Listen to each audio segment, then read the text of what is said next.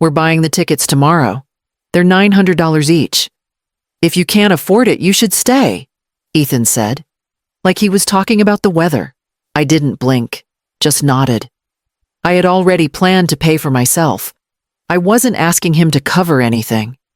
But I saw it in his eyes. He thought he was being reasonable. Like telling your mother she's too poor to be part of the family trip was somehow kind. It's fine, I said. No fight. No begging. I didn't want a scene. I just wanted to go somewhere warm with the people I loved. That's all. Later that afternoon, I sat by the window folding laundry when my phone buzzed. I glanced down. 3728. American Airlines, Business Class X4, confirmed. At first, I thought it was a mistake, maybe a scam. But I tapped into the details. The booking was under my saved account. My name, my billing address. But the seats? Ethan, his wife, both of their children. Not a single one for me. I just stared at the screen. I hadn't given them my login. But I had let Ethan use my card once last Christmas when he said his had been declined. Maybe he saved it. Maybe he thought I wouldn't notice or care. Maybe he thought I'd let it slide like I always did. I opened the banking app, locked the card, reported it. Then I sat there, phone still in my hand, as the room around me slowly darkened. Outside, the last of the daylight was fading. Inside, the quiet felt heavier than usual. No one had called to ask. No one had even told me they were booking. They had decided I didn't belong, but my money did. I placed the phone face down on the table and folded the last towel in the basket. Ethan had always been practical. That was the word people used, teachers, friends, even his father before he passed. He was never cruel, just calculated, always weighing effort against reward. When he got married at 23, he asked if I could help with the down payment on a condo. I drained my savings account without hesitation. A year later, when their second-hand car broke down, I handed them mine and took the bus.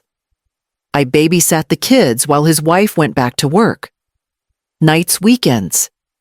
Even when my knees were acting up, I never asked for a cent. I figured that's what family was for. That night, my phone rang around 10 p.m. I was in bed, half asleep. Ethan didn't even say hello. Did you cancel the flights, he asked, like I was a stranger messing with his plans? I held the phone to my ear for a long second. Why was my card used? I asked. He gave a short laugh, tight and dismissive. You always help. What's the big deal? You would have paid anyway. I didn't respond. Not because I didn't have anything to say, but because I knew finally, clearly, that nothing I said would matter. He thought I was background noise. Automatic. A resource. When he hung up, I didn't cry. I got out of bed, walked back to the safe and pulled the folder labeled "Trust" out from the bottom. It smelled like paper that had been sealed too long. Inside were documents, property titles, old account records, copies of letters from my sister's estate lawyer. The rentals had sat quiet for years, bringing in enough to keep the taxes paid and repairs managed. I'd planned to pass them to Ethan one day, quietly, but maybe quiet was the problem. I sat down at the kitchen table and turned to the last page, the section for beneficiary updates. My pen hovered over his name. I told myself maybe it was just a misstep. Maybe Ethan hadn't realized what he'd done. Maybe I was overthinking it. But the next morning, as I was making coffee, my phone lit up with a notification. Ethan's wife had posted a group photo, her Ethan, the kids, all smiling on the front steps. The caption read, "Can't wait for Maui. Thanks for making it possible, Marlene." My name right there, public, framed like a sponsor. I hadn't agreed to anything. I hadn't been asked to give. But here I was already written into their story as the one footing the bill. I clicked into the comments, dozens of likes, little hearts, and palm tree emojis. Then one that stung deeper than the rest, "Is she coming too?" Another reply underneath, She doesn't like beaches, right? No correction. No mention of me. Ethan had seen the thread. He always saw everything online. But he said nothing. I didn't hit, didn't comment. I just turned off the screen and set the phone face down. They weren't embarrassed. They weren't hiding what they did. To them, it wasn't betrayal. It was expected. I was the one who needed to catch up to the new arrangement. I stared at the wall for a long time, listening to the soft hum of the fridge. Then I stood up and walked to the cabinet where I kept my old paper address book. It took a moment to find the number. It had been years since we last spoke, but I dialed anyway. Lena picked up on the second ring, her voice steady as always.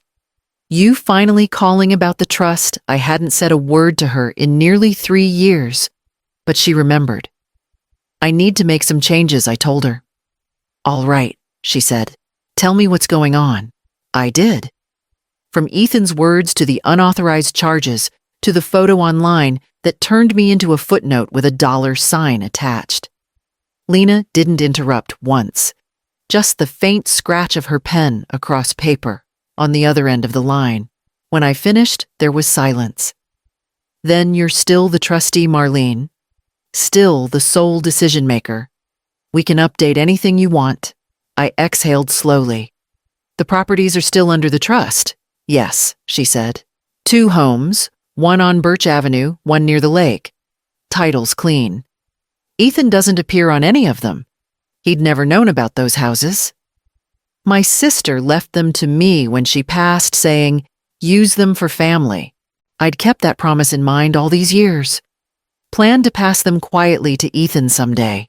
Can it skip him? I asked. Lena paused. Yes, it can go to his children, or someone else entirely. You can decide tonight if you want. I sat there with the phone pressed against my ear, staring out at the fading dusk. For a moment, I thought of the night I'd helped Ethan study for his college entrance exam. How proud I was when he got in. How I told myself every sacrifice was worth it. But I wasn't building a legacy anymore. I was cleaning one. Let's move forward, I said. Lena's tone softened. All right. I'll prepare everything. I'll email you the revisions tonight. When I hung up, I opened the folder again. My name at the top, still mine. By the time I signed the updated forms and set them aside, the house felt lighter. The woman who once believed silence meant love had gone quiet again, but this time it was on her own terms. 3 days later, Ethan showed up without calling. I saw his car pull into the driveway, the same one I'd helped him buy 5 years ago. He didn't even knock, just opened the door like it was still his house. You really canceled the flights, he said, standing there with a half smile that didn't reach his eyes. They weren't yours to book, I replied. He shrugged. You're blowing this out of proportion. I walked to the kitchen, put the kettle on, and waited for the water to boil. He followed, filling the silence with words that meant nothing. Plans, schedules, the excitement of the kids, the beauty of the resort. When the kettle clicked off, I poured tea into 2 cups and set one in front of him. He didn't say thank you. You can still come, he said finally, his tone casual, like he was offering me something generous. If you buy your own seat, I mean. I stirred my tea slowly. That's generous, I said. He smiled, pleased with himself, completely unaware of what I meant. He glanced around the room, then eyes landing on the bookshelf, the framed photos, the same living room he'd grown up in. I could see the faint discomfort on his face, as if the place had become unfamiliar to him. Maybe it had. I don't get it, he said after a moment. You always fix things. You always make it work. Why change now? I took a sip of tea, still warm, still steady. There was no point in explaining that some things stop being fixable once they've been taken for granted too long. Because things change, I said simply. He frowned like he wanted to argue but couldn't find the words. Then he set his cup down and left without saying goodbye. When the door closed, the quiet that followed didn't feel empty anymore. It felt settled, like the start of something else. I rinsed the cups, dried my hands, and opened my laptop. It was time to finish what I'd started. I moved quickly before doubt could creep in. First, I updated the trust paperwork Lena had sent designating new beneficiaries.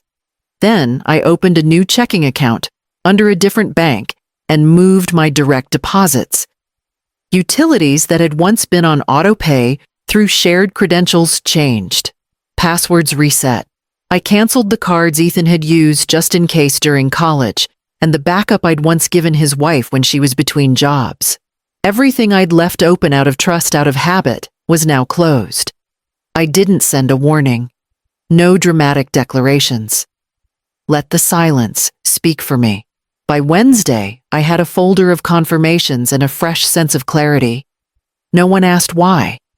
No one noticed the shift. They only called when something stopped working.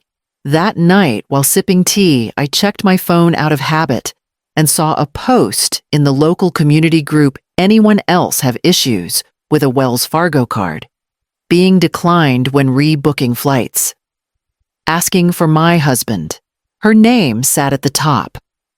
No shame, no understanding, just confusion that the faucet had been turned off. I didn't react. Just closed the app and turned off the phone. I'd already booked my own trip that morning.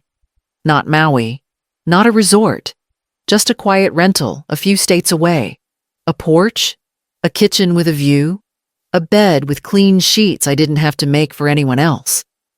I pulled the small suitcase down from the shelf in the hallway closet, folded a few clothes, added a notebook. It wasn't a vacation. Not really. It was a step toward something that didn't have their names all over it. They'd made plans that didn't include me. Now I was doing the same, and in the silence that followed, I felt something shift again, not sharp this time, but steady. The kind of quiet that builds, not breaks. By the time I zipped up the suitcase, I already knew what day I'd leave. The airport was busier than I expected. Families jostling through lines, kids dragging suitcases, voices rising over loudspeakers. But I moved through it quietly, my carry-on rolling steadily behind me. One bag. That was all I needed. No oversized luggage, no beach hats, no matching shirts that said Maui Family Trip 2025. I didn't mean to pass their gate, but there it was. Gate 14, just across from where I stopped to check the monitor. I saw them in a blur.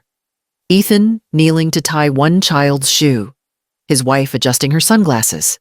Laughter, noise. They looked like a perfect little group. I didn't wave, didn't slow down. I turned toward gate 27 and kept walking. My plane wasn't headed for an island. It was going to a smaller place, cooler, quieter, with wide open skies and no distractions.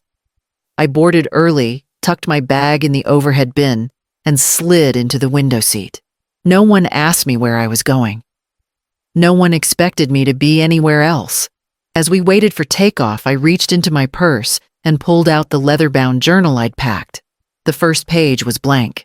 I clicked my pen and wrote, "Today I left the part of me that always waited to be invited." The words didn't hurt. They just felt true. When the engines hummed and the plane began to taxi, I looked out the window at the shrinking lights. This wasn't a punishment or a protest. It was a departure in every sense. I took a slow breath and let it out just as the plane lifted off. There had been a time when I would have done anything to sit beside Ethan on a flight like this, sharing peanuts and travel plans. But now, I didn't miss that version of us. Not anymore. I wasn't chasing memories. I was making something else entirely. By the time we reached cruising altitude, I had already written the next line. The cottage was small, tucked between tall pines and a curve of water that stayed still even when the wind moved. I'd rented it for a month. No commitments, no return address written in stone. Just time. Each morning, I walked the edge of the inlet, watching the herons stalk through the reeds. I made breakfast, slowly eggs toast strong coffee. I didn't check my phone. I didn't reach out. Ethan didn't call. I wasn't surprised. He was likely too busy making memories that didn't include me. But 2 days into my stay, a notification blinked onto my screen, new email from Lily. I opened it, half expecting it to be a group message or another vacation photo. Instead, I read, "Grandma, I miss you. Can we go to the park again like before I liked the swings? Love, Lily." I read it twice. There was no ask for money. No adult's fingerprints on the words. Just a child's voice, honest and unfiltered. I printed it out and folded it neatly, placing it on the kitchen table. Then I opened the folder with the trust paperwork, reviewed the new terms, and pulled out a yellow notepad. I wrote, "This is for you when you're ready." I didn't write her name. She was still too young for anything legal. But one day, someone would read it to her. Not as a prize. Not as a rescue. Just a reminder that someone thought ahead. I wouldn't punish a child for her parents' choices. But I wasn't going to pretend those choices didn't matter. I left the papers out, weighed down with a stone I'd picked up from the water's edge that morning. Then I went back outside, sat on the porch, and listened to the rustling trees. There was no noise, no demands, just a stillness that didn't need explaining. That night, as I watched the sun settle low behind the trees, I picked up the envelope again and began sealing it carefully. Weeks went by. I walked each morning, cooked simple meals, sat by the window with a book I never rushed to finish. One afternoon, my phone buzzed. A message from Ethan. Just one line. "Why did you cut me out of everything? No, hi, Mom. No, are you okay?" Just that, blunt and boiling. I didn't reply. I no longer owed him explanations. I had given him decades of answers he never listened to. I forwarded the message to Lena with a single question. "Everything finalized?" She called me later that day. "Yes. Locked and recorded. He has no legal claim to the properties. The trust is airtight." I thanked her, then hung up. I knew Ethan would find out eventually when papers got passed around, when he tried to file for something he thought was his. But he wouldn't hear it from me.